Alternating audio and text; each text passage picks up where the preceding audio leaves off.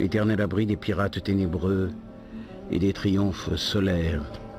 Aujourd'hui, comme au début de ce siècle, la lumière y dispense et y masque par intermittence la pauvreté autant que la barbarie, la flamboyance comme la malédiction.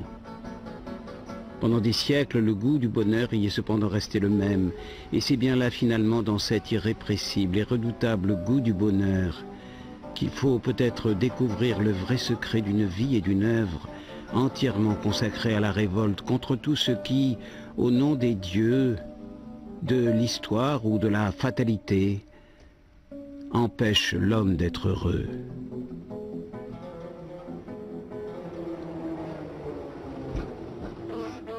On eût bien étonné en tout cas le petit Albert Camus, né en 1913 en Algérie française, en lui suggérant que le bonheur pouvait disparaître. Pauvre parmi les pauvres, enfant parmi les enfants, pas plus que ses petits camarades du quartier de Bellecour, il n'associe le bonheur à l'aisance, à la sécurité ou à on ne sait quel statut social. Le bonheur n'est rien d'autre que cet état d'innocence enfantine, réchauffé par le soleil et par les promesses parfumées des rivages devinés.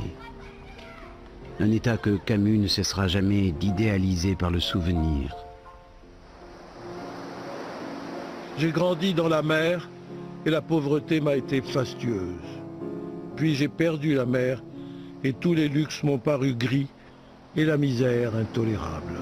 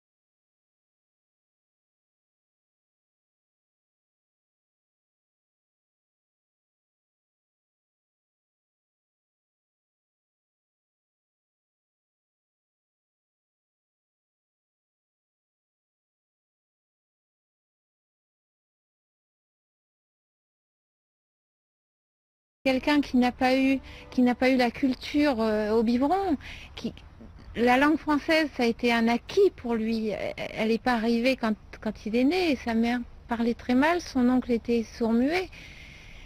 Et lui, dans la rue, il avait un langage de voyou de la rue. Donc, il y a cet aspect-là des choses, c'est-à-dire que il a essayé de canaliser, de tenir, et il avait un grand respect pour cette langue, puisqu'il a eu tellement de mal à l'acquérir. Ensuite, je pense que c'était quelqu'un qui était fantastiquement sensuel, qui aimait vraiment la vie, mais qui avait aussi, et peut-être à cause de son enfance et du dénuement dans lequel il a été éduqué, une part de lui-même qui tenait beaucoup à l'austérité. La vie facile était quelque chose d'extrêmement dangereux. C'est ce qu'on a appris, nous, en tout cas. Enfin, le sentiment que j'ai, c'est que la facilité est dangereuse.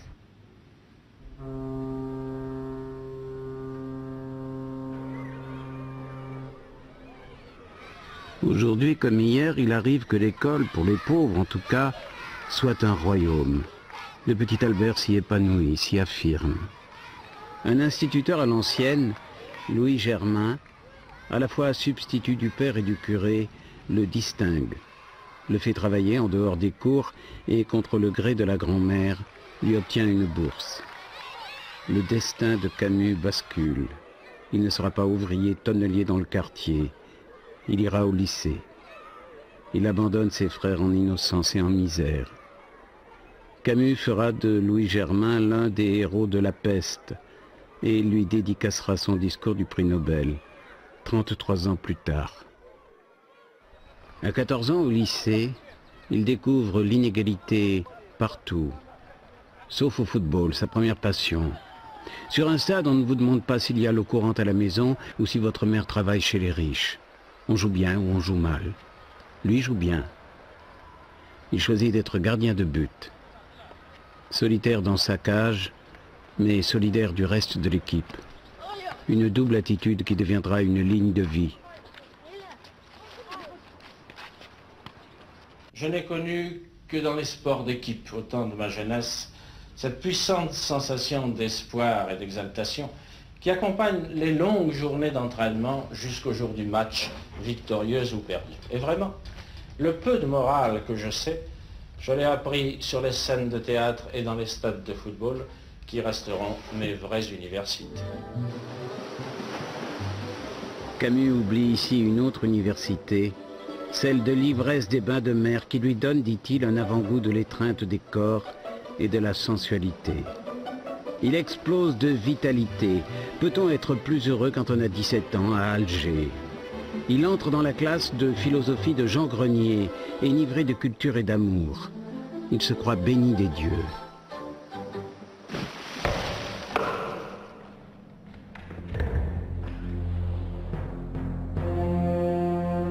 Camus a 17 ans lorsque, pour la première fois, il crache du sang. À l'hôpital Mustapha, le diagnostic est définitif. Tuberculose pulmonaire, ulcéro-caséeuse droite. Interdiction absolue de s'exposer au soleil. Pas d'antibiotiques à l'époque pour le soigner. Il est condamné. Désormais, la menace de la mort ne le quittera plus. Ce n'est pas moi qui renonce aux êtres et aux choses, je ne le pourrai pas. Ce sont les êtres et les choses qui renoncent à moi. Ma jeunesse me fuit. C'est cela, être malade. Après la mort du père et la pauvreté, la maladie. Décidément, si Dieu existe, il n'a pas d'excuse. Seule une rage de vivre pourrait triompher de la terreur de la mort. L'absurde n'est rien d'autre que cet affrontement.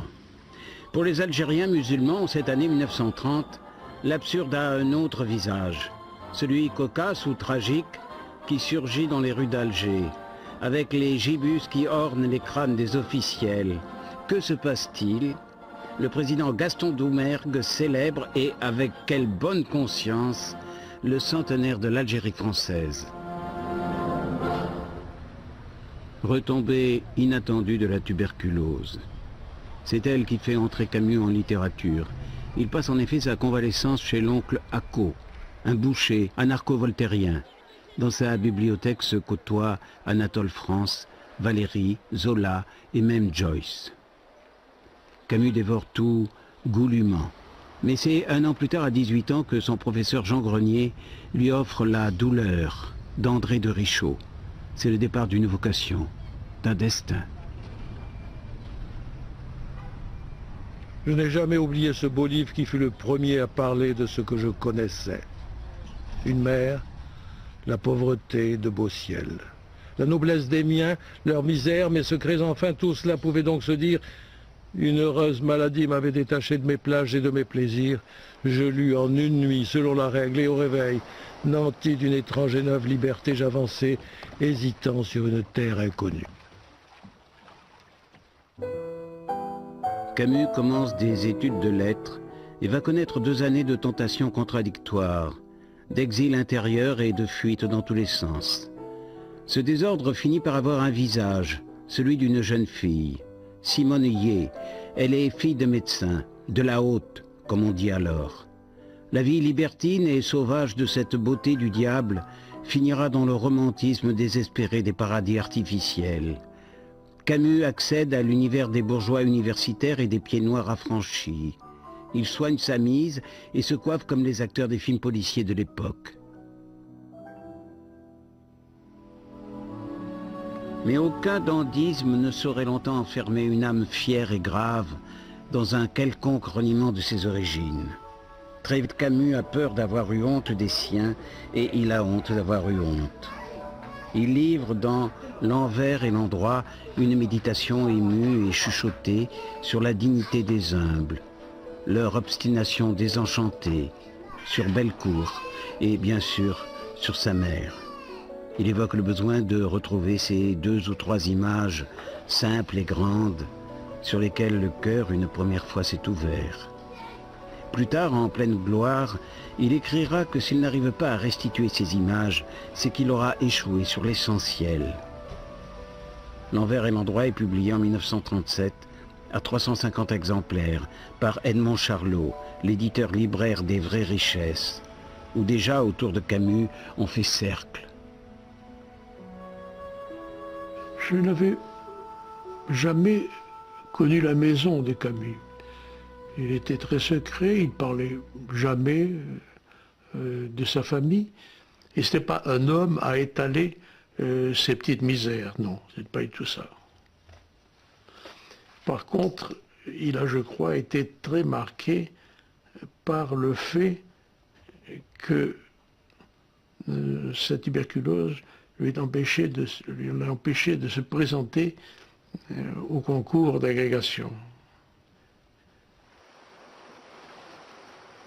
Au printemps, Tipaza est habité par les dieux, et les dieux parlent dans le soleil et l'odeur des absinthes. La mer cuirassée d'argent, le ciel bleu et cru, les ruines couvertes de fleurs, et la lumière à gros bouillons dans les amas de pierre. À certains points, à certaines heures, la campagne est noire de soleil. Un des premiers textes de Camus s'ouvre sur une phrase de Gide, comme le tuberculeux, païen et panthéiste. J'ai souhaité être heureux comme si je n'avais rien d'autre à être. En état de convalescence émerveillée, Camus célèbre à Tipaza ses noces avec une nature exaltée. Mais ses nourritures ne sont pas que terrestres. Dans la mer où il s'épuise, Camus et ses complices de plaisir éprouvent une sensualité quasi mystique. Tout ce qui exalte la vie accroît en même temps son absurdité.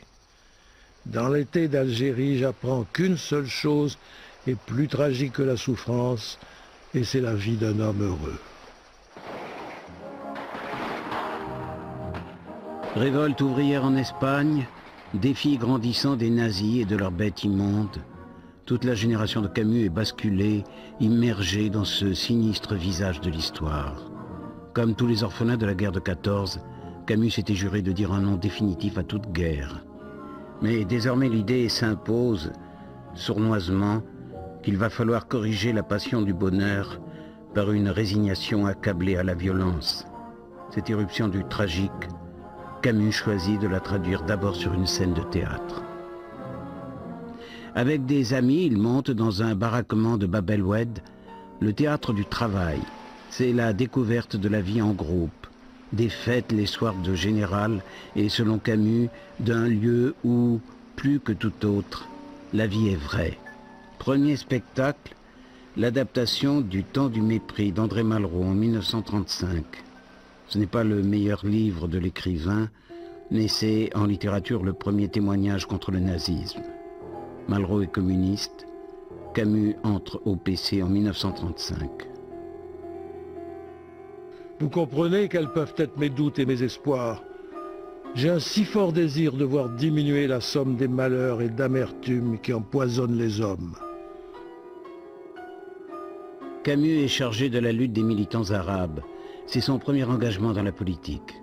Il quittera le PC 2 ans plus tard, quand ce dernier rompra avec le Parti populaire algérien, le parti indépendantiste de Messali Hadj.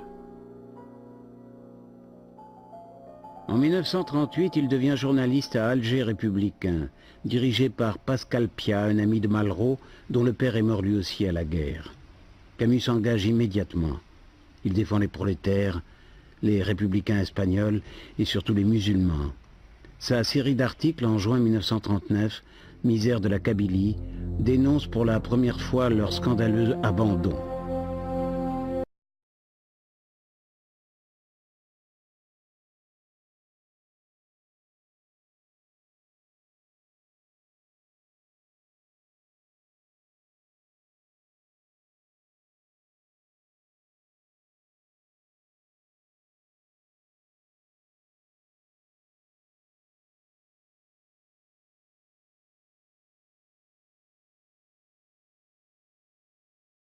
lui permet de dire haut et fort ce que son œuvre encore embryonnaire dit en profondeur à quelques-uns. Il s'en souviendra. Tous ceux qui ont parlé d'Algérie ensuite ont pu le remercier d'avoir éveillé la justice partout, chez nous, alors que nous étions dans un pays d'injustice et on n'entendait que de la haine, pas de la haine, mais du mépris autour de nous. Il a bien rectifié les choses. Il était le premier qui parlait de justice et de dignité pour des Arabes. Et si, pour des Arabes. Déclaration de guerre. Camus veut s'engager. On le déclare inapte.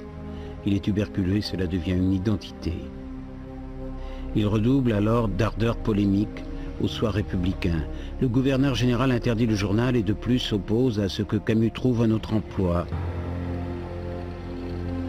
C'est l'exil, c'est la séparation, c'est l'heure des adieux à sa mère, aux absinthes de Tipaza, au goût du sel sur la peau, à la jeunesse.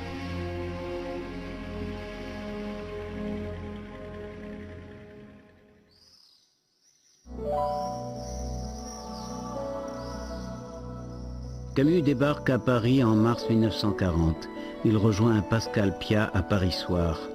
En pleine drôle de guerre, il loge dans un petit hôtel borgne de Montmartre. Je t'écris dans la nuit. Je viens de terminer mon roman et je suis trop énervé pour songer à dormir. Je n'ai jamais rien écrit avec cette continuité, cette facilité. C'est la seule chose qui puisse me mettre au-dessus de moi et je crois que je pardonnerai tout à Paris pour m'avoir permis de vivre ainsi enfermé tout entier dans ce que je faisais.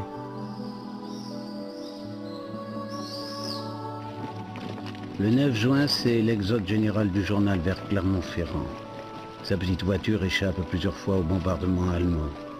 Il s'empresse de vérifier dans le coffre que son manuscrit y est toujours. C'est celui de l'étranger. Replié sur Lyon, il se marie en décembre 1940 avec Francine Faure.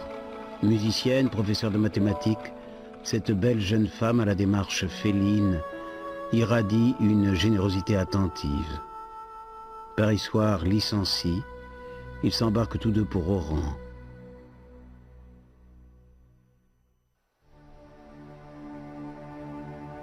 Camus a 29 ans. Victime d'une rechute de tuberculose, obligé de quitter l'Algérie pour se soigner, il se repose en zone libre près de Saint-Étienne, quand L'étranger, que Piat avait transmis à Gallimard par l'intermédiaire de Malraux, est publié à Paris en octobre 1942. Aujourd'hui, maman est morte. Ou peut-être hier, je ne sais pas. J'ai reçu un télégramme de l'asile. Mère décédée, enterrement demain, sentiment distingué. Cela ne veut rien dire. C'était peut-être hier. La jeunesse littéraire parisienne va bientôt murmurer ses premières lignes, après tout indifférentes, de ce texte si bref et si sec. L'étranger n'est pas l'histoire d'un homme étrange, mais celle de l'homme absurde, et toute l'originalité de ce fait divers où un pied noir tue sans raison apparente un arabe, se réfugie dans un style d'une neutralité et d'une distance amorale. Par-delà le bien et le mal, on ne sait plus ce qui est juste ou faux. On est frappé par ce qui est. J'ai fait un pas, un seul pas en avant. Et cette fois, sans se soulever, l'arabe a tiré son couteau qu'il m'a présenté dans le soleil. La lumière a giclé sur l'acier et c'était comme une longue lame étincelante qui m'atteignait au front. C'est alors que tout a vacillé. La mer a charrié un souffle épais et ardent. Il m'a semblé que le ciel s'ouvrait sur toute son étendue pour laisser pleuvoir du feu. Tout mon être s'est tendu et j'ai crispé ma main sur le revolver. La gâchette a cédé. J'ai touché le ventre poli de la crosse et c'est là, dans le bruit à la fois sec et assourdissant, que tout a commencé.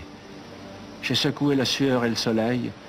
J'ai compris que j'avais détruit l'équilibre du jour, le silence exceptionnel d'une plage où j'avais été heureux.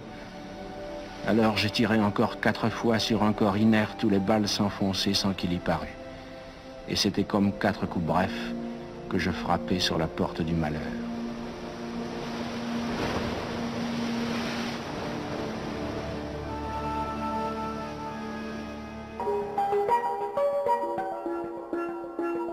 En 1938, Camus avait pensé à se suicider. 4 ans plus tard, une phrase ouvre le mythe de Sisyphe. Il n'y a qu'un problème philosophique vraiment sérieux, c'est le suicide. Sisyphe, saisi par le tragique de la condition humaine, exorcise non seulement la tentation du suicide, mais aussi celle du salut. Ce qu'il nomme extase de lucidité lui donne le courage de remonter tous les jours sans rocher. Il se résigne enfin au péché sans Dieu. Il incarne la solitude et l'orgueil de l'homme. Il assume l'absurde qu'annonçait l'étranger.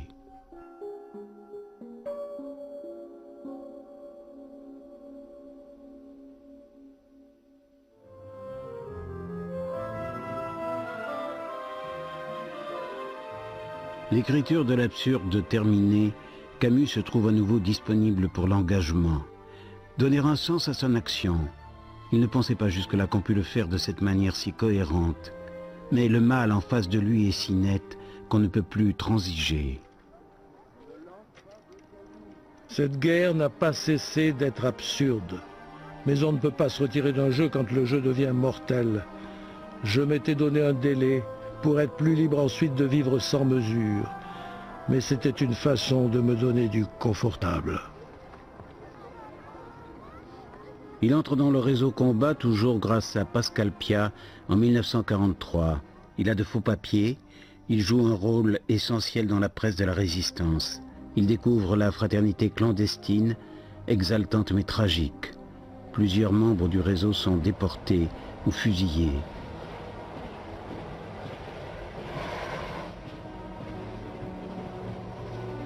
Camus s'installe dans Paris occupé et devient lecteur chez Gallimard. Gide lui prête son appartement. Il y a une grâce pour les jeunes dieux. Quel mystère les fait se regrouper un jour autour de Picasso qui vient d'écrire une farce, Le désir attrapé par la queue. Photographe Brassailles, metteur en scène Camus, acteur Léris, Queneau, Sartre, Beauvoir. Ils vont tous adopter Camus qui, lui, rencontre cette année-là Maria Casares. Coup de foudre. Début d'une grande passion pour une grande, très grande tragédienne.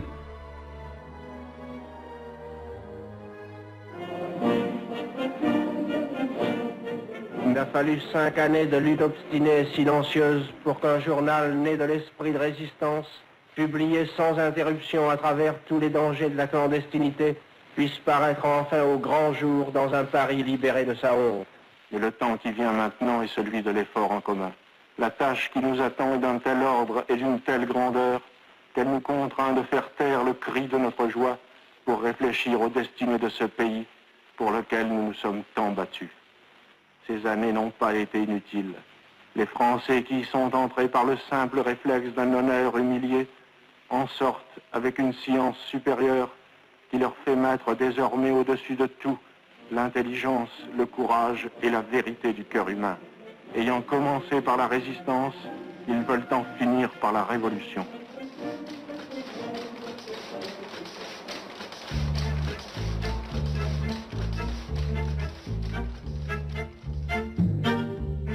Camus est rédacteur en chef de Combat.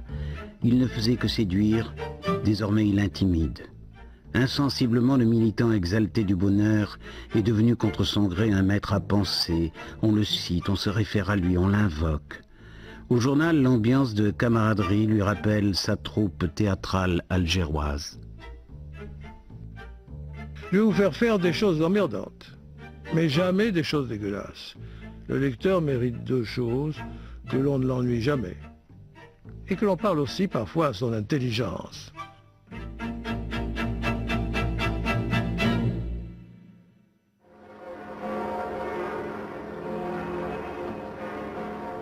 Camus est avec Gide quand est annoncée la capitulation de l'Allemagne. On peut enfin et à nouveau être disponible pour le bonheur. Mais au même moment, à la même heure, à Sétif en Algérie, le défilé de la victoire dégénère. Plusieurs morts du côté européen. La répression est sans pitié. Plusieurs milliers d'Algériens sont abattus en quelques jours. Seul Camus dans Combat dénonce ce qui se passe. il se rend sur place. Ses amis algériens ne veulent plus entendre parler de la nationalité française, de l'assimilation, de l'intégration. Ces articles témoignent d'une lucidité désespérée. En ce mois de mai 1945, pour Camus, l'Algérie française est morte. Quelques mois plus tard, il écrit à propos de la torture à Madagascar, « Le fait est là, clair et hideux à la vérité. Nous faisons dans ce cas-là ce que nous avons reproché aux Allemands de faire. » Il est encore le seul à dénoncer l'indécence qu'il y a à se réjouir de l'explosion de la bombe atomique d'Hiroshima. La victoire sur le nazisme n'est décidément pas la fin de l'histoire. Le bonheur, raison d'être de l'homme, est assiégé. Mais un nouveau mythe hante les esprits, celui de la révolution. Il ne procure pas le bonheur, il le promet.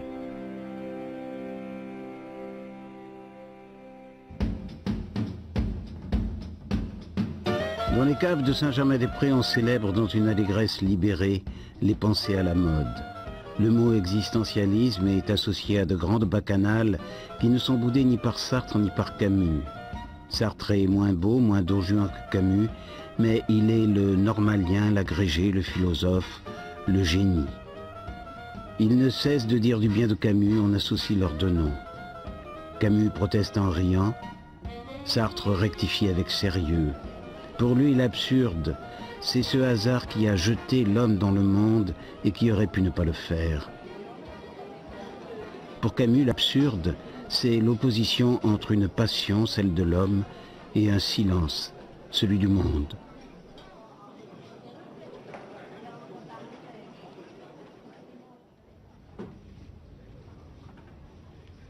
Camus ajoute à son charisme en faisant représenter sa dernière pièce Caligula, selon lui une tragédie de l'intelligence. Gérard Philippe y incarne un empereur nihiliste. Il pousse la démence jusqu'à tuer tous ceux qu'il aime par goût de l'absolu. Il prétend imiter Dieu qui lui dispose du bonheur, de l'immortalité et même de la lune. Caligula, ce monde tel qu'il est fait n'est pas supportable. J'ai donc besoin de la lune ou du bonheur ou de l'immortalité, enfin de quelque chose qui soit dément peut-être, mais qui ne soit pas de ce monde. Hélicon, c'est un raisonnement qui se tient. Mais en général, on ne peut pas le tenir jusqu'au bout. Caligula se levant, tu n'en sais rien. C'est parce qu'on ne le tient jamais jusqu'au bout que rien n'est obtenu, mais il suffit peut-être de rester logique jusqu'à la fin.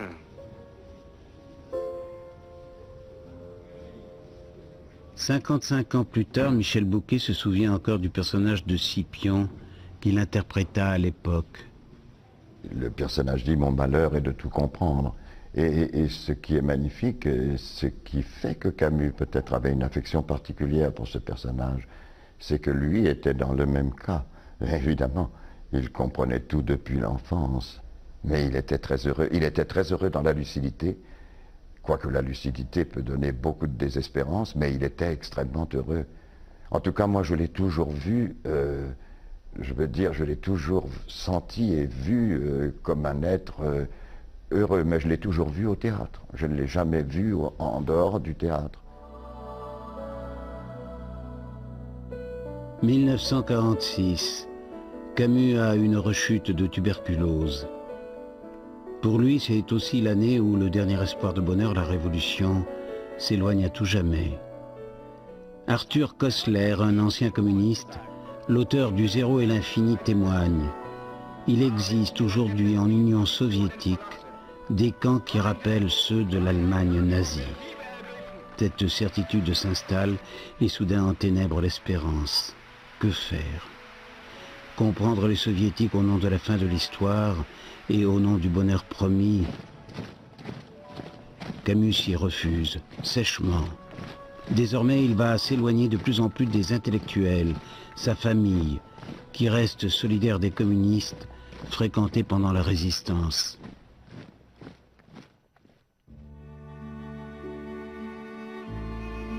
Le 10 juin 1947 sort La Peste, Une semaine après que Camus eut quitté Combat, toute sa vision de la condition humaine est là, non celle de Malraux sauvé par l'héroïsme, mais celle qui garde toujours au cœur la nostalgie du bonheur. Dans une ville assiégée par une épidémie, quelques êtres exemplaires font face, grâce à la compassion, grâce à la solidarité.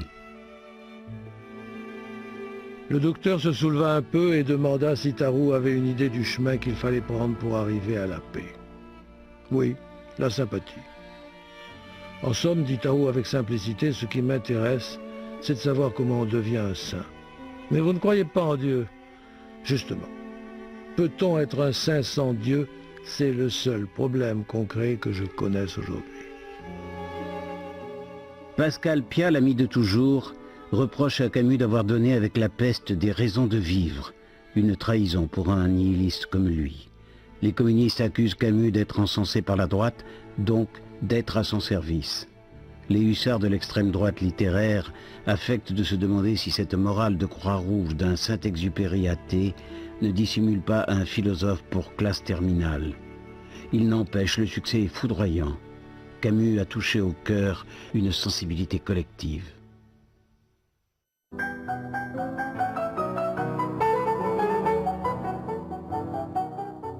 Qu'est-ce qui pourrait altérer une si insolente réussite dont le bonheur est l'accomplissement?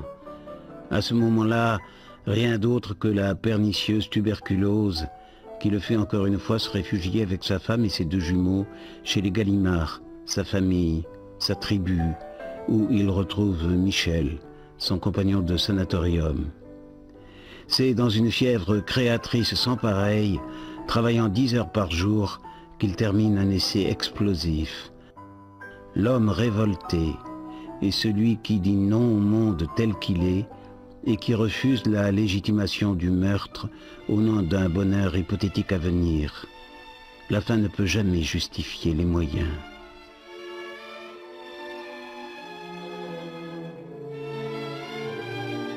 L'homme refuse le monde tel qu'il est et pourtant il n'accepte pas de lui échapper. Loin de vouloir toujours l'oublier, il souffre au contraire de ne point le posséder assez. L'absolu ne s'atteint, ni surtout ne se crée à travers l'histoire. Chacun peut-être cherche pour tous cet absolu, mais la société et la politique ont seulement la charge de régler les affaires de tous, pour que chacun ait le loisir et la liberté de cette commune recherche. L'histoire ne peut plus être dressée alors en objet de culte. Dans son plus grand effort, l'homme ne peut que se proposer de diminuer arithmétiquement la douleur du monde.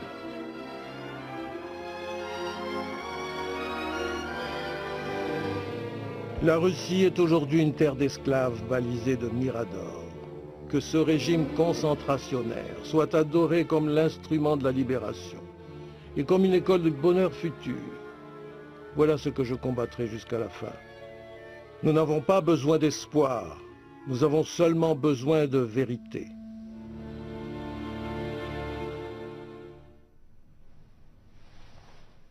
Dans L'homme révolté, Camus, bravant les modes et réhabilitant l'éthique, s'oppose résolument à la philosophie qui justifie le meurtre au nom d'une histoire divinisée. Les intellectuels de gauche parisiens, alors adorateurs de l'histoire, n'y voient qu'un angélisme suspect et apolitique. Une violente critique du livre paraît dans Les Temps modernes, dirigée par son ami Jean-Paul Sartre. Surpris, blessé, Camus riposte. Sartre décide alors de rompre. Je condamne comme vous les camps de concentration, mais je condamne tout autant l'exploitation que les capitalistes et les bourgeois ne manquent pas d'en faire. Monsieur le directeur, on ne décide pas de la vérité d'une pensée selon qu'elle est à droite ou à gauche, et encore moins selon ce que la droite ou la gauche décide d'en faire. Si enfin la vérité me paraissait à droite, j'y serais.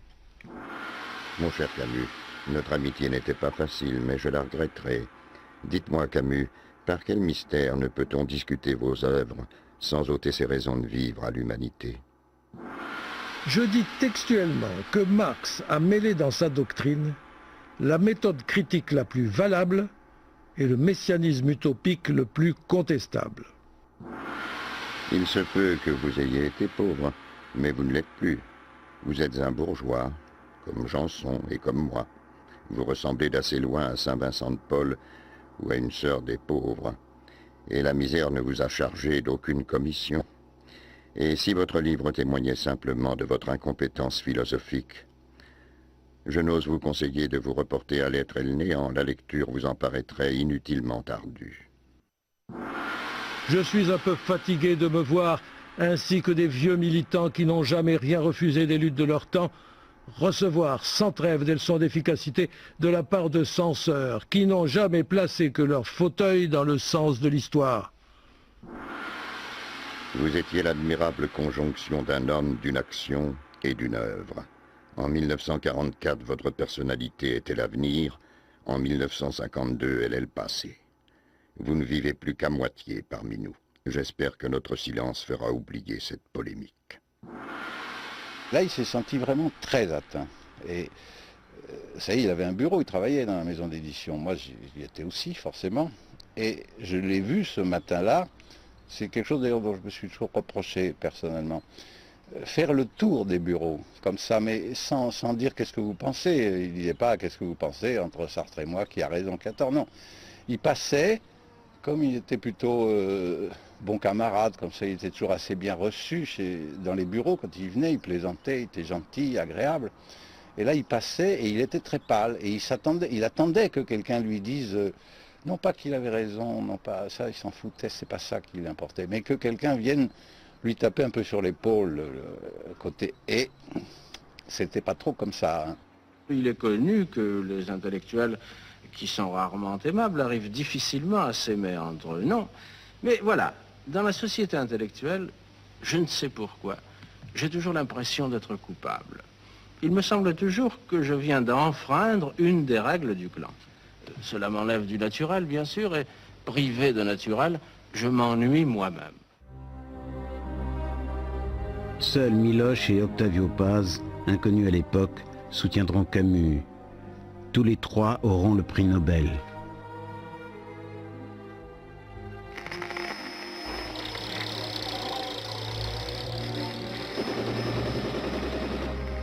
Cette nuit, entre minuit et 7 h du matin, simultanément, des bandes armées ont attaqué en 15 points du territoire. J'ai mal à l'Algérie, dit Camus le 1er novembre 1954. Comme on dit, j'ai mal au poumon.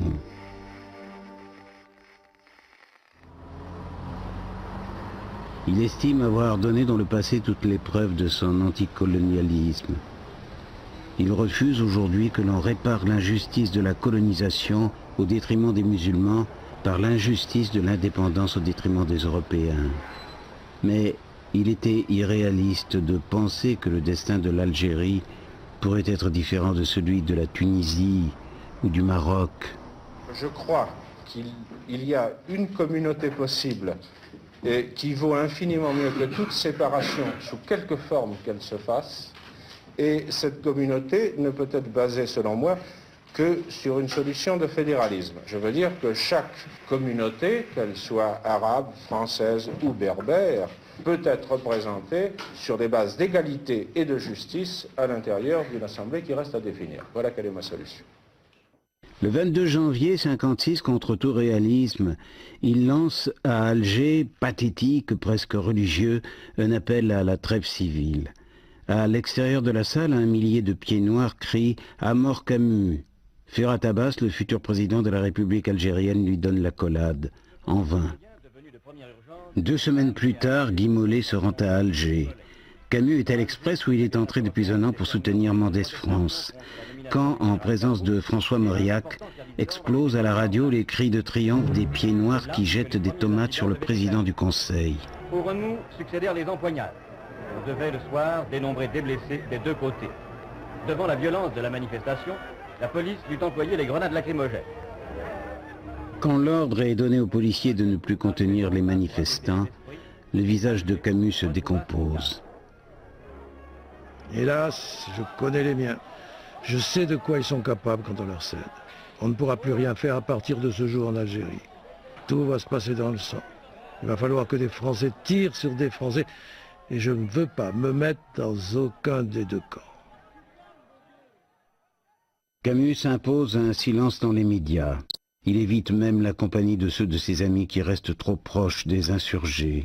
Pourtant, il intervient discrètement pour sauver plusieurs nationalistes algériens condamnés à mort.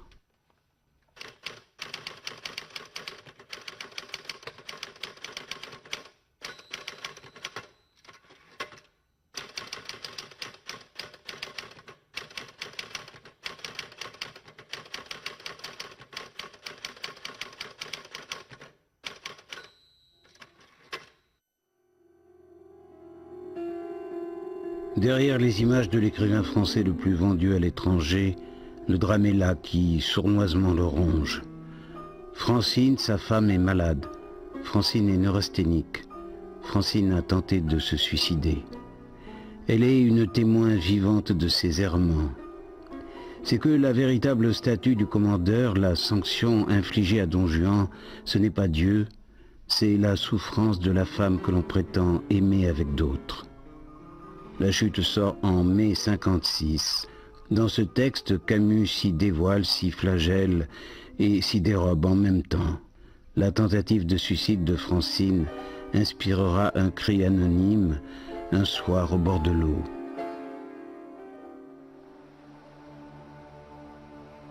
J'avais déjà parcouru une 50aine de mètres à peu près, lorsque j'entendis le bruit qui, malgré la distance, me parut formidable, d'un corps qui s'abat sur l'eau. Je m'arrêtai net, mais sans me retourner. Presque aussitôt, j'entendis un cri, plusieurs fois répété, qui descendait lui aussi le fleuve, puis s'éteignit brusquement. Le silence qui suivit dans la nuit soudain figée me parut interminable. Je voulus courir et je ne bougeais pas. Je tremblais, je crois, de froid et de saisissement. Je me disais qu'il fallait faire vite, et je sentais une faiblesse irrésistible envahir mon corps. J'ai oublié ce que j'ai pensé alors, trop tard, trop loin, ou quelque chose de ce genre. J'écoutais toujours, immobile, puis, à petits pas, sous la pluie, je m'éloignais. Je ne prévins personne.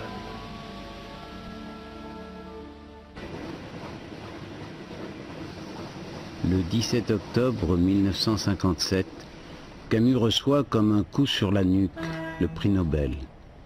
Francine l'accompagne à Stockholm.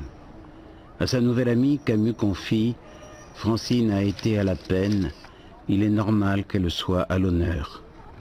À 44 ans, il est le plus jeune prix Nobel de littérature après Rudyard Kipling. Il déclare que le prix Nobel récompense d'abord la France et ensuite le Français d'Algérie qu'il est. Il ajoutera même « Je n'ai jamais rien écrit qui ne se rattache de près ou de loin à la terre où je suis né. C'est à elle et à son malheur que vont toutes mes pensées. » Sire, Madame, Altesse royale, Mesdames, Messieurs, en recevant la distinction dont votre libre académie a bien voulu m'honorer, ma gratitude était d'autant plus profonde que je mesurais à quel point cette récompense dépassait mes mérites personnels. Comment un homme presque jeune, riche de ses seuls doutes et d'une œuvre encore en chantier, habitué à vivre dans la solitude du travail ou dans les retraites de l'amitié, n'aurait-il pas appris avec une sorte de panique un arrêt qui le portait d'un coup seul et réduit à lui-même au centre d'une lumière crue?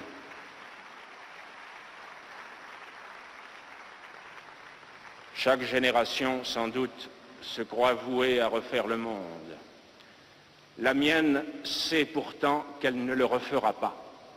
Mais sa tâche est peut-être plus grande. Elle consiste à empêcher que le monde se défasse. Héritière d'une histoire corrompue, où se mêlent les révolutions déchues, les techniques devenues folles, les dieux morts et les idéologies exténuées, où de médiocres pouvoirs peuvent aujourd'hui tout détruire, mais ne savent plus convaincre, où l'intelligence s'est abaissée jusqu'à se faire la servante de la haine et de l'oppression, Cette génération a dû en elle-même et autour d'elle restaurer, à partir de ses seules négations, un peu de ce qui fait la dignité de vivre et de mourir. Ça a été plutôt une catastrophe sur le plan moral. Je lisais les journaux et lui aussi les lisait. Et les journaux étaient tellement, enfin certains, ont été tellement abominables à son égard. Je me souviens de titres, d'articles où on lisait le Nobel couronne une œuvre terminée, etc. Il était trop écorché vif pour ne pas ressentir ce genre d'abomination. Et je vous dis, il y a eu des périodes où il a eu la tentation, j'ai pas dit des tentatives, la tentation du suicide à cause du Nobel, après le Nobel.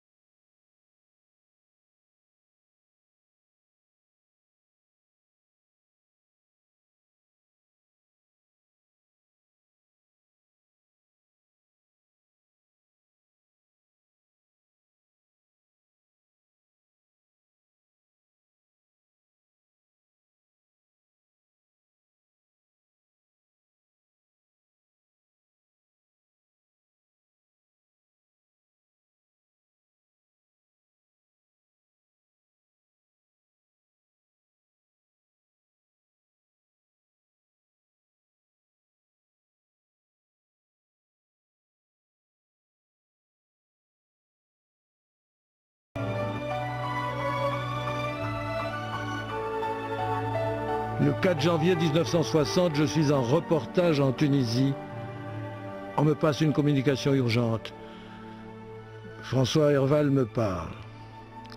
Jean, Camus vient d'être victime d'un accident d'auto. Grave? Oui. Il est mort? Oui. Seul? Non, avec Michel Gallimard. Comment est-ce arrivé? La route était droite, sèche, déserte. Déserte, sèche, droite, c'est le destin. C'est le destin.